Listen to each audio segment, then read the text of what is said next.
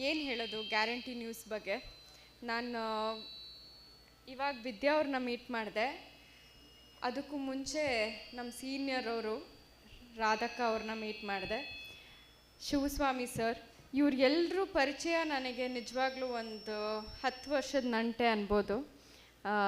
ನಾವೆಲ್ಲರೂ ಜೊತೆಲೇ ನನ್ನ ಸಿನಿಮಾ ಕರಿಯರ್ ಆಗಿರ್ಬೋದು, ಹತ್ತಿಲ್ಲ ಇನ್ನೂ ಜಾಸ್ತಿನೇ, 15-16 ವರ್ಷ.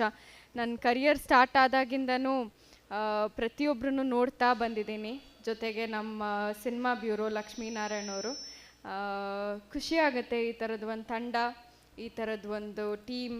ಆವಾಗಲೇ ರಾಧಕ್ಕ ಅವ್ರು ಹೇಳಿದ್ರು, ಎಲ್ರಿ ನಮ್ಮ ಮಿಡಲ್ ಕ್ಲಾಸ್ನವ್ರಿಗೆಲ್ಲ ಎಲ್ರಿ ಮಾಡೋಕ್ಕಾಗತ್ತೆ ಚಾನಲ್ಲು ಅಂತ. ಬಟ್ ಇವತ್ತು ಅದನ್ನು ಶಿವಸ್ವಾಮಿ ಸರು ಆ್ಯಂಡ್ ರಾಧಕ್ಕ ಅವರು ಎಲ್ಲರೂ, ದ ಹೋಲ್ ಟೀಮ್ ಇದನ್ನು ನಿರೂಪಿಸಿದ್ದೀರಾ. ಸಮಥಿಂಗ್ ಇಂಪಾಸಿಬಲ್ ಇಸ್ ಪಾಸಿಬಲ್ ಅಂದರೆ ನಾನು ಎಷ್ಟೊಂದು ಸತಿ ಯೋಚನೆ ಮಾಡ್ತಿದ್ದೀನಿ, ಅಯ್ಯೋ ನನಗೆ ಎಲ್ಲಿ ಮಾಡೋಕ್ಕಾಗುತ್ತೆ, ಹೇಗೆ, ನನಗೆ ಅಷ್ಟು ಧೈರ್ಯ ಇಲ್ಲ ಅಂತ.